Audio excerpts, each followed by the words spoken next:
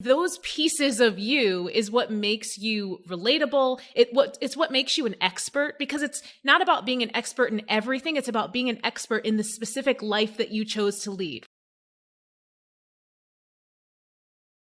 Hey, it's Marie Forleo, and welcome to another episode of Marie TV and the Marie Forleo podcast. Now, if you've ever been curious what it takes to bring a really cool, fun idea to life, like, for example, inventing your own toy or being a part of the toy industry, you are going to love my guest today. Azhelle Wade spent a decade climbing the ladder in the toy industry, from being a 3-time patented award-winning designer to the VP of Brand and Product Development, where she built a creative team leading multi-million-dollar toy lines. She's worked for companies like Toys R Us, Party City, Madame Alexander, and more. As the toy coach, she helps entrepreneurs and toy inventors make it big in the toy industry. Azhelle, thank you so much for making time today, and welcome to Marie TV. Thank you so much for having me, Maria. It's a pleasure to be here. So I want to hear about the path that brought you to the toy industry. Did you always know that this was the career you wanted to get into? Right. So I always knew I wanted to work with kids. That was always that's where my baseline was at. So I told my grandmother, I was like, I'm going to be a teacher. Then I moved on to wanting to be a child psychologist. Then I saw the movie, what was it? The Sixth Sense. And yes. I got totally freaked out. And I thought, oh, if I do anything wrong, I'm going to get shot. So that's where my mind went. And then little by little, I started getting into the art world, and I met somebody who was actually doing exhibition design. So I just followed in her footsteps, and I ended up at the Fashion Institute of Technology, where I did study exhibition design and focused on children's exhibitions, which one of my teachers said, hey, there's a toy design program here. I think you should go for it. And I did. How cool. And so okay, you're in the toy design program. When you were studying that, were you like, this is my path in life? Did you have that feeling in your heart? No. No. In my first podcast episode, I literally said there was a time when I started in toy design. I looked at my friend and I said, why did you let me go into this industry? I am not made for this. It was so hard to come up with ideas. Oh my gosh, like the idea phase is so hard. So I thought I wasn't cut out for it. I had no idea why I did it to myself. I was going to go for a master's in exhibition design, just as like an exit plan. Yep. And eventually I learned how to like think and how to come up with ideas and how to see the world differently so that I could be creative, but also mass. Because in the toy industry, it's all about selling to mass market predominantly. And then there's like the hobby sector where you can sell the hobby products. But yeah, not at first, no.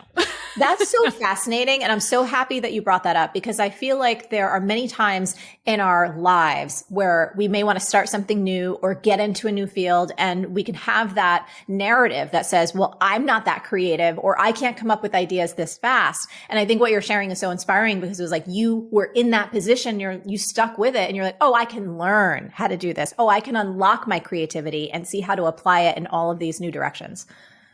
Yeah, that is the name of my very first episode, Unlocking Your Creativity. It's so true. I was always a creative, but unlocking that toy creativity is a whole other experience. I love this.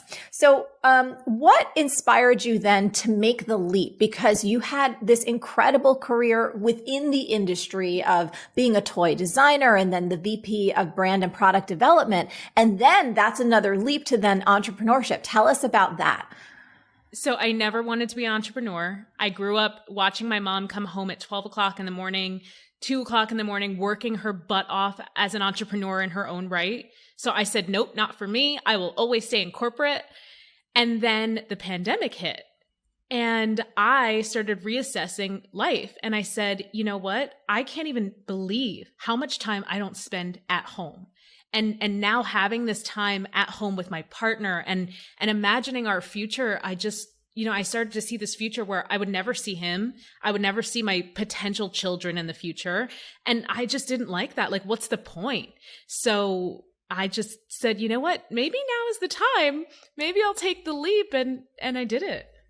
So before COVID hit, did you have rumblings inside? Like, were there little seeds of going like, wow, there's all these aspiring toy people, all these aspiring inventors, all these aspiring toy entrepreneurs, and I have all this knowledge in my head and my heart that I could pass on to them? Or was it really like COVID hit and boom, it was another creative breakthrough of like, oh, I'm going to make the leap? Okay, so that's a good point. Let me bridge that because I was very entrepreneurial outside of my full-time job, but I have a costume company on the side. It's a whole thing. So I would do that on the side of my job because I legally couldn't do toys, right? Yeah. So I was entrepreneurial in that way. Yeah. So then, Amy Porterfield, she was always in my ear. I was always listening to her podcast and I was trying to apply what she was teaching to my costume company. And it didn't really fit, right? Like I could use some things, but it didn't really fit because that was a physical business.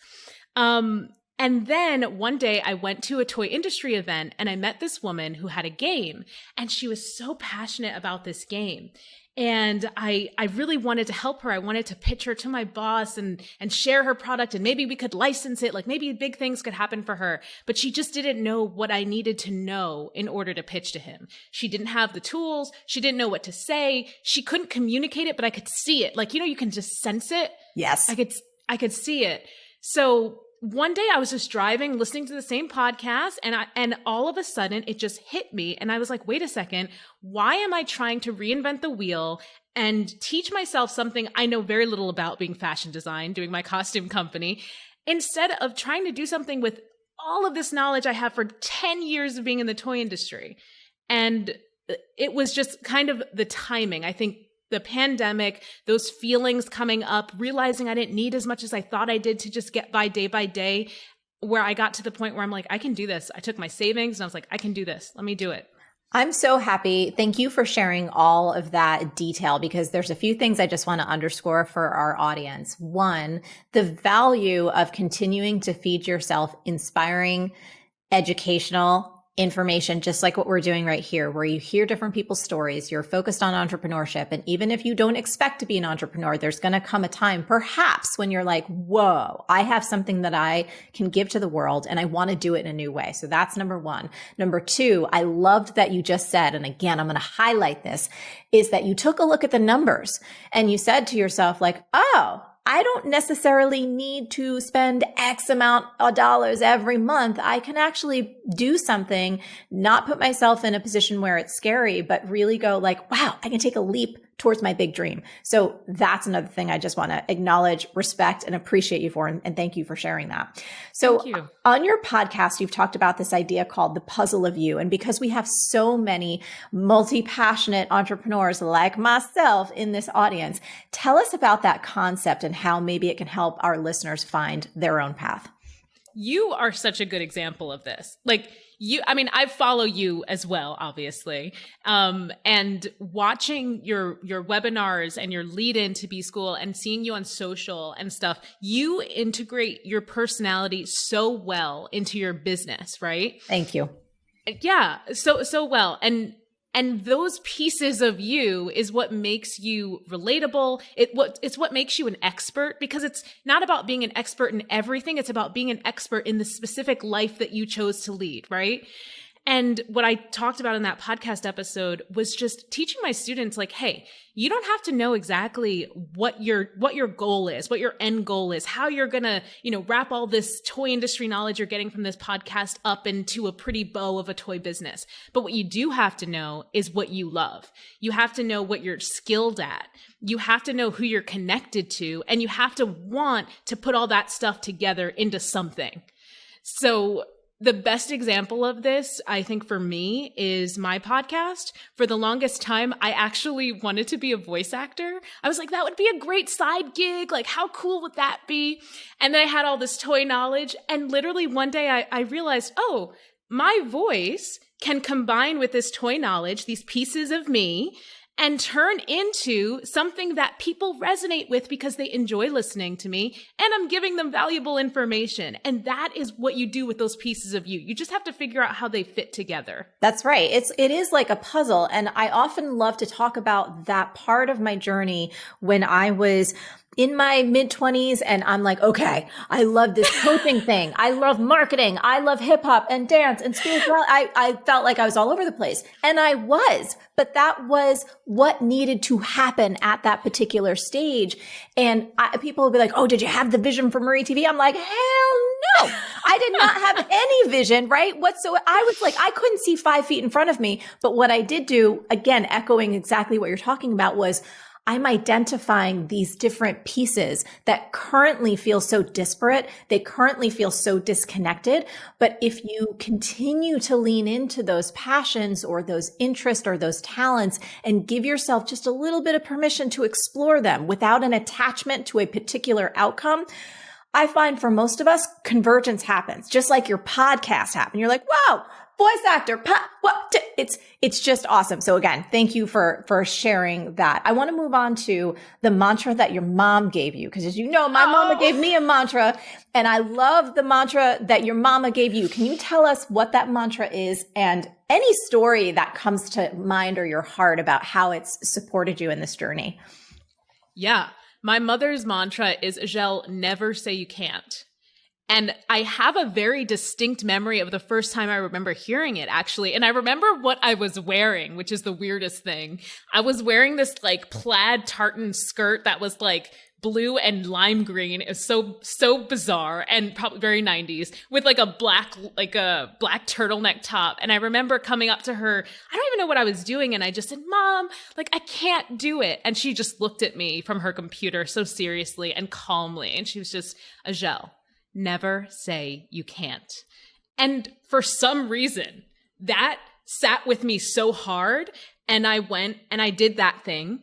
And I went and did many more things from that. So I hear her, and I made a TikTok about it. It's hilarious. She loved it for Mother's Day.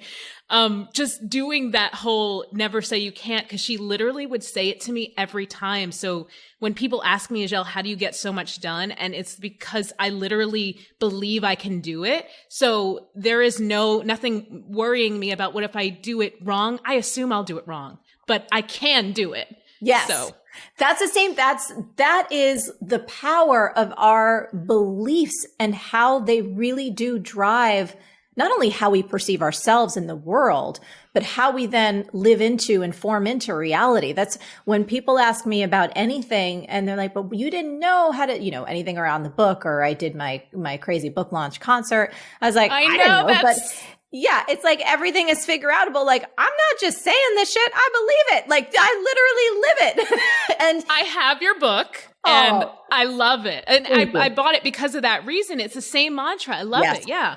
Yeah. And it's like people may think these things are like woo woo, or it's just affirmations, or like positive pop psychology that is just fluff. But it's like, no, this is like real. Like the most important conversations in the world are the conversations that you have with yourself.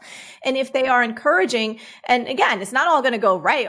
So much stuff that I'm trying to figure out. It goes wrong. It gets messy. It gets real messy. The ugly cries, the frustration, like all that's great. But eventually I'm going to figure it out. And that's how you become a trailblazer. Like with your concert, who'd done that before? Like, I'm telling you, Azhelle, can I just tell you, I was thinking, because I'm like, okay, we're kind of coming out of this pandemic thing, right? We got this light at the end of the tunnel, really excited about it. And I was thinking to myself, I'm like, when can I do something like that again? Because I'm sure you have this experience too. When your mom gave you that incredible mantra, never say you can't, it kind of awakens this superpower within you where you're like, oh, right? You get hungry to take an adventure. Or if someone tells you, and you've probably experienced this, right? So many times in your business and so many times in the toy industry, or you see it in other people where somebody's telling them they can't. And you're like, don't listen. You can. And then you get excited to take on those challenges. Yes. Right before our call, I jumped into my Facebook group because my students just got off pitch meetings with toy companies, and we got a lot of maybes, but we did get some no's. And I went in to tell them, like, guys, I know you're discouraged by these no's. And I brought like a little toy from my side of my thing, like this little, like this random turtle I got from Puerto Rico. And I was like, if you pitch this turtle to someone and they say, I really don't like that his head moves, you can't go into the next pitch meeting thinking, oh my gosh, his head moves, I should not show this to anyone. You have to go into that meeting thinking like, I made his head move for a reason. Yeah. And instead of defending with your why, lead with your why. And I just talked to them about that. So I love that you brought that up. Yeah. So I want to talk about some mistakes because I suspect we may have some aspiring toy entrepreneurs or toy makers or toy inventors in the audience. And plus too, entrepreneurship, like mistakes are mistakes are mistakes, but we can totally get granular and talk about the toy industry here for a second. I read in something you wrote that there's one particular mistake about not considering the price before you put in a ton. And I feel like this is one of those universal things. Again, I have made this mistake before. I think we've all made this mistake before. So this is not about shaming anybody, but we want to highlight it so you can learn from our pain and not do it. Can you explain this from your industry standpoint? What happens? Oh, this is so challenged because I come from the physical product industry where this is like gold, like my gold. This is my gold standard. Moving into the coaching industry, you know, everybody's so opposite. They're like, charge what you're worth and like all this. And it's true. You want to be paid for what you're worth. But when you're developing physical product, people have preset ideas of how much something should cost. You know, they have preset values in their head, and it's usually based around how a product makes them feel or how it will make their family members feel, or the prestige. Like when you get into prestige, when you get into like Louis Vuitton, like then you get into prestige, right? That's a whole different category. But you have to look at the majority of your market and what is the majority of your market doing. And I hate it. It breaks my heart when I see inventors develop and invest their life savings in something that is not manufacturable for a reasonable price. So I really push my students, and all you have to do is go out and look at existing product that is similar to what your idea is. And don't get your ego involved and get all like, there's nothing like what I have. There is something.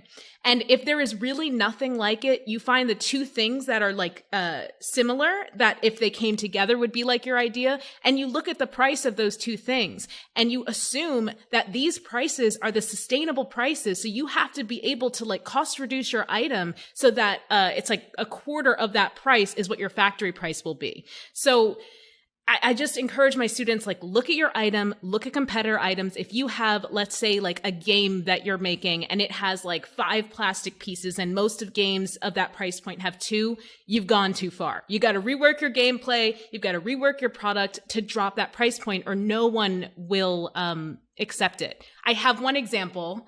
I literally just pitched an item today with a student. And the first thing they said was, oh, we love this plastic feature that you guys incorporated, but it's too expensive. And I said, I know, but I have a solution. So the solution was just to use a vac tray. It's a part of packaging that's really affordable. You can have them made in mass for 10 cents a piece. And as soon as we had that answer, they became more interested. They wanted to see more. So you just have to prepare and think cost-wise. Yeah. And I'll apply this in a different realm, because sometimes through B School, when I've worked with people and I'm trying and I get so fired up, right? I love helping, especially women, get really wealthy, and however they define that for themselves. And so when we're looking at their business plans, or we're talking and we're coaching and we're working through things, and I'm like, okay, so you've got these clear financial goals, but then you're pricing your product down here, but then you want to spend like, $25,000 on development. I'm like, these numbers aren't adding up. And so it's such an important thing for anyone out there who is entrepreneurial. It's like getting these numbers right from the onset, before you're putting in all of this creative work, before you're investing, right, a ton of money into a prototype, or a ton of money into technology, or even a ton of your thought capital into like, this is where I'm going and this is how it's got to turn out, when your numbers don't actually make sense. So thank you for sharing that. I loved this other thing too that you said, especially in the world we're in right now, where everyone doesn't necessarily have to go into a boardroom or a physical location to pitch, that there are certain pitching mistakes that you've noticed aspiring toy entrepreneurs are making in this new digital format. And I love you shared that it's never been easier to get in front of toy buyers, but you got to do it right. So can we talk about the power of like a killer Sizzle video and not using virtual backdrops?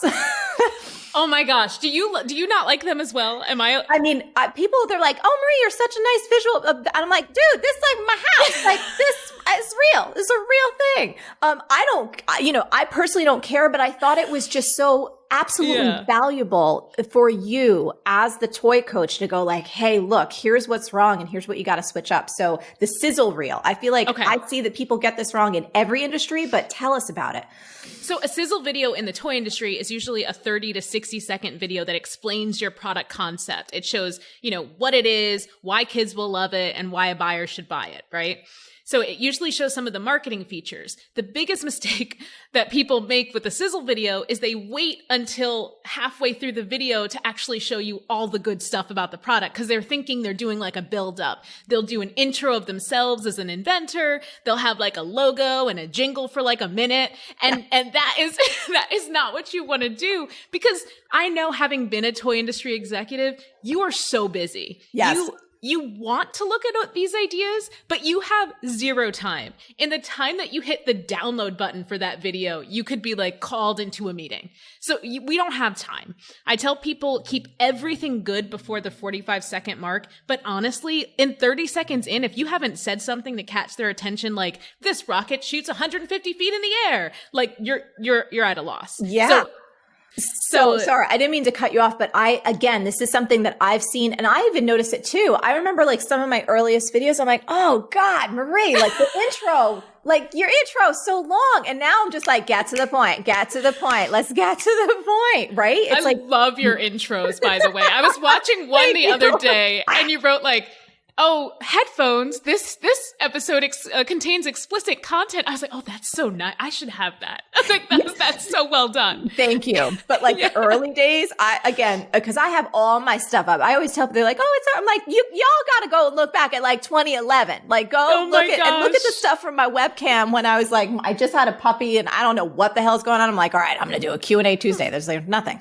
But point is, thank you for sharing that, because I get video pitches a lot for different things, even people for jobs. And it's like teaching anyone, all of us need this reminder. I need this reminder too. It's like, get into the point.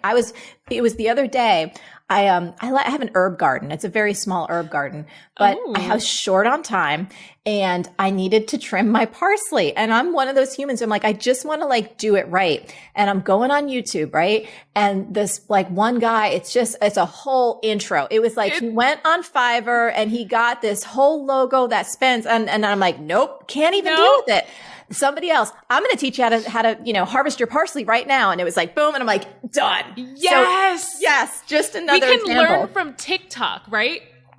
Yes. We can learn from TikTok. 100%. Yeah, no, I agree. That is the most important thing. And other than that, the file size of your video, I'm sure you experienced that when they send these massive files and you don't even want to download it. Like, put it in a Google Drive link so that I can just view it. Make sure it's link shareable to all. Keep it simple. Am I right? No, it's just thinking through the details, and you're helping people so much with that. Okay. So, this may be our last question, but I want to hear more about your vision. I think you have such incredible passion. I'm so excited for you, because one of the other things that I read that really, it so warmed my heart, that you were saying, hey, this audience that I am serving, this audience that I am cultivating, and correct me if I'm wrong here, if I didn't get this right, but it was like, this is not, these folks are like harder to reach. They're harder to find. But you have such a heart connection to them and you want to help them be successful. So I want to hear more. So it sounds like I got that right. Oh my gosh. Yes. Tell me more about your vision, where it is right now, and what's really getting you excited as you're coaching these new toy entrepreneurs, and where you kind of want to see this go, whether it's 6 months, 12 months, whatever feels true to your heart. Oh, I'm excited about so much. What I'm realizing in these pitch events is the toy companies are really appreciating that I'm bringing new people to them in the industry to pitch product. Finding those people is now my secret sauce, and I will tell no one. But it is so challenging, and I'm sure I'm going to have to keep tweaking how I'm finding them throughout the life of my business. It's not easy. They're all so different. Like, I had a clown in my class. I had a cake entrepreneur. I have people working as doctors, psychiatrists. I have industrial designers, people working in animation. They are all over the map. You can't put in like one specific Facebook anything into Facebook ads and find these people. It is all over the map. But I think when I get specific about my messaging, I'm going to help you do children's product, toys, games. It's a little bit easier to get the right people to find me. Yeah. And I've been doing that a lot. And that's why I love being on platforms like this, because it's just kind of a megaphone out there. Like, where are you? I am here, and I'm using my connections and taking a step back from being a toy creator myself to nurture and educate and help other people create better products. And I call them my mission-driven toy creators. That's who I help. I love it. And so speaking of that, are you most active on TikTok or Insta, or tell everyone where they can find you? Because I know that there are people in our audience, whether it's them or it's their sister or their husband or their cousin or somebody that they know who they've had this conversation with, like, oh, I have this idea for a toy, but they just don't know how to get started. So where's the best places for people to find you? Yeah, I'm on Instagram the most, at the Toy Coach. I'm trying for TikTok, but not there yet. So Instagram is where I'm at right now. I'd love to connect with you. Awesome. Azhelle, you are just such a gift. I'm so excited. I'm so happy that you listened to that call in your heart and you took advantage of this massively changing world to say, you know what, now is the time for me to go out and leap on my own. And I'm just excited for how you're helping people bring these incredible dreams that they have to life, because it's so unusual. I don't think I've ever met anyone who's been a toy designer before, and I've certainly never met a toy coach, and I'm just really honored to know you. Oh, thank you. It is amazing. All of my students have real desires to teach and educate and better the lives of children, which I that's just the best job ever. I'm so happy to be a part of it. Well, I can't wait to continue to watch you, Shore. Thank you for making the time for us today. Thank you for having me, Marie. It was great to get to know you. Wasn't that a good time? Now I want to hear from you. So what's the biggest insight that you're taking away from this conversation? And most important, how can you put it into action starting right now? As always, the best conversations happen over at thelandofmarieforleo.com. So head on over there and leave a comment now. While you're there, if you're not yet already, you need to subscribe to our email list and become an MF Insider. Every single week, I send amazing emails on Tuesdays that will keep you inspired and motivated and feeling great. And I don't want you to miss out. Now, until next time, stay on your game and keep going for your big dreams, because the world really does need that very special gift that only you have. Thank you so much for tuning in, and I'll catch you next time. Hey, are you ready to bring your dream business to life? Is it finally time to make the difference you were born to make? Good, because we can help. Get started now at joinbschool.com.